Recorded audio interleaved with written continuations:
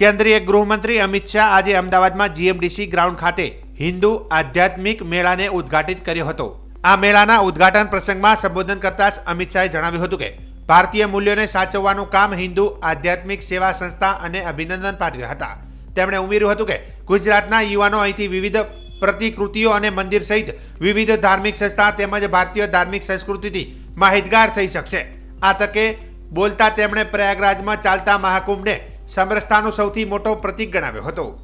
ઉલ્લેખનીય છે કે આધ્યાત્મિક અને સેવા સંસ્થાન ગુજરાત દ્વારા આધ્યાત્મિક મેળો 23 જાન્યુઆરીથી 26 જાન્યુઆરી સુધી યોજાશે।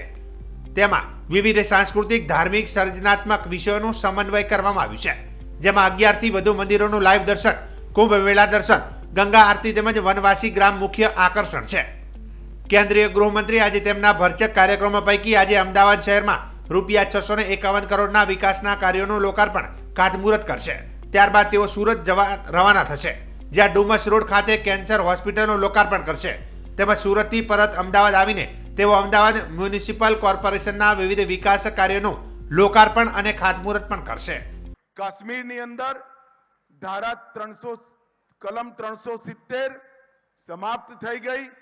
550 વર્ષ પછી રામલલ્લાનો વનવાસ પૂરો થયો અને અયોધ્યામાં ભવ્ય રામ મંદિર બન્યું।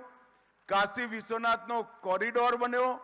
સોમનાથનું મંદિર સોનાનું બની રહ્યું છે। ટ્રિપલ તલાક સમાપ્ત। યુસીસી કોમન સિવિલ કોડ લાગુ થયો। અનેક કામો આપણી વિચારધારાના આઝાદી પછી 7 દશકા સુધી જેને હાથ લગાવવાની કોઈએ હિંમત નથી કરી, એ 10 વર્ષની અંદર બધા કામો પૂરા થઈ ગૌરવ સાથે આજે ભારત દુનિયાની સામે ઊભું છે।